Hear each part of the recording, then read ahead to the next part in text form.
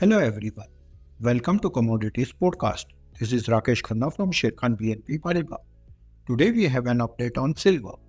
COMEX silver price is moving in rising wedge by forming higher high higher low formation as well as price taking trendline support at $29 indicate short-term trend is bullish. However, key resistance is at $29.68 level and break above will surge the price further up till $31 in near term. MCX silver price not able to breach the downside key support at 83,650 level and witness an upside pullback indicates short-term trend is bullish. However, key resistance hold at 85,000 level and break above will surge the price further up till 86,150 and 87,000 level in near term. On the downside, key support hold at 84,000 level and break below will act as a trend reversal. The price indicator is bullish. Thank you.